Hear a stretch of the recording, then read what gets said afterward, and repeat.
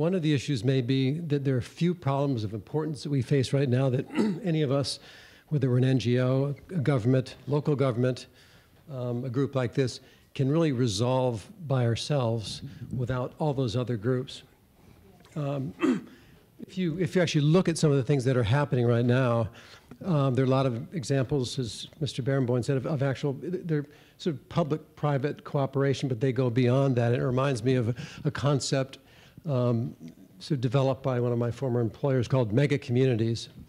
And it talked about how do you deal with problems that are transnational, international, they go across borders in environmental ways and political ways.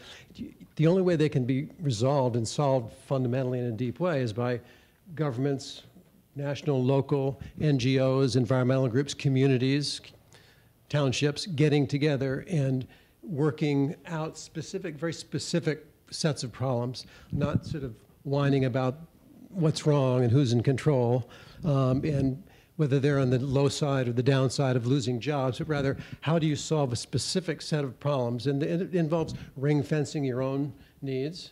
It involves a specific set of procedures you can actually use to work out problems and get beyond the cynicism. I was just at the Clinton Global Initiative in Chicago in a working group on advanced manufacturing. So in a national sense, it was kind of a partisan group. We were talking about developing more American manufacturing. Within that, there are all the issues we're familiar with in presidential politics: jobs, growth, things are being taken away from us by Chinese workers and large international corporations. The fact is, really, when you get into it, most of the specialists there, the manufacturers, will say, we're manufacturing more than we ever have before. We manufacture 75% of what we use. That's really not the issue.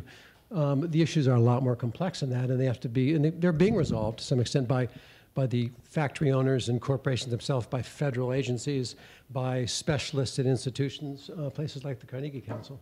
So that would be my suggestion, is rather than look for specific approaches to specific problems that involve all sorts of entities working in a concrete set of ways, you could actually develop in a concept like mega communities.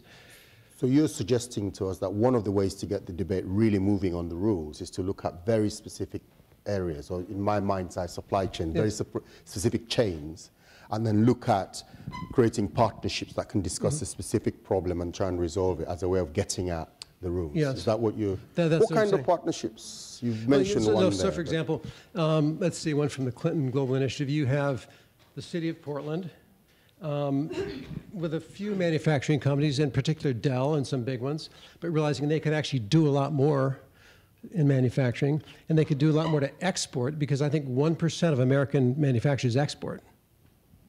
1%. You could double that to 2% or triple it to 3%. That's a scary notion for the rest of the world. It is, yeah, it is. But so in the case of Portland and that area, they're looking at how they can optimize their manufacturing locally without undermining the big manufacturers like Dell. And that involves training, apprenticeships. It involves representing small manufacturers. It involves marketing in the sense of asking who outside the United States might want to buy products from the area of Portland.